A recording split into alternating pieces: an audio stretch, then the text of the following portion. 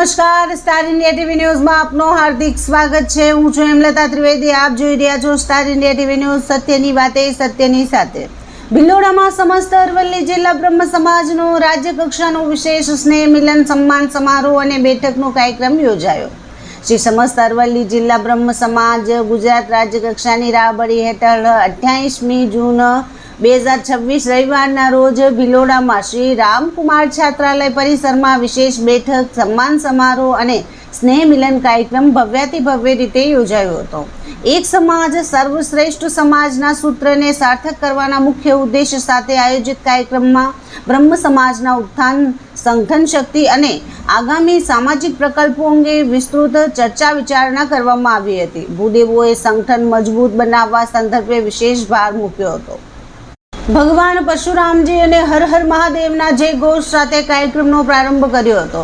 શ્રી ગુજરાત વનવાસી કલ્યાણ પરિષદ દ્વારા સંચાલિત શ્રી રામકુમાર છાત્રાલય ભિલોડામાં સવારે 9 કલાકે કાર્યક્રમનો પ્રારંભ થયો હતો।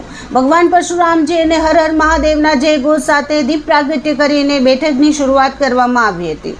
આ પ્રસંગે શ્રી સમસ્ત બ્રહ્મ સમાજ ગુજરાત રાજ્ય કક્ષાના પ્રમુખ ડૉક્ટર અશ્વિનભાઈ ત્રિવેદી, ડૉક્ટર યજ્ઞેશભાઈ દવે, અતુલભાઈ દીક્ષિત, ભરતભાઈ વ્યાસ, દિનેશભાઈ રાવલ, જિલ્લા પ્રમુખ અતુલભાઈ મહેતા, ઉપપ્રમુખ જીતકુમાર ત્રિવેદી, પ્રશાંતભાઈ જોશી, ભદ્રેશભાઈ ઉપાધ્યાય, મહામંત્રી શશિકાંતભાઈ ભટ્ટ, હિમાંશુભાઈ વ્યાસ, સમારંભ અધ્યક્ષ મુકેશભાઈ ત્રિવેદી, સરપંચ ભિલોડા ગ્રામ પંચાયત ડૉક્ટર ગુંજનકુમાર પંડ્યા, રાજેશકુમારજી ત્રિવેદી, હર્ષદભાઈ એમ ઉપાધ્યાય, જીગરભાઈ ત્રિવેદી, સાગરકુમાર જોશી સહિત સમસ્ત બ્રહ્મ સમાજના સર્વે સામાજિક આગેવાનો સહિત સમગ્ર જિલ્લાભરમાંથી તેમજ આસપાસના અનેકવિધ વિસ્તારોમાંથી મોટી સંખ્યામાં ભૂદેવો ભિલોડામાં ઉમટ્યા હતા।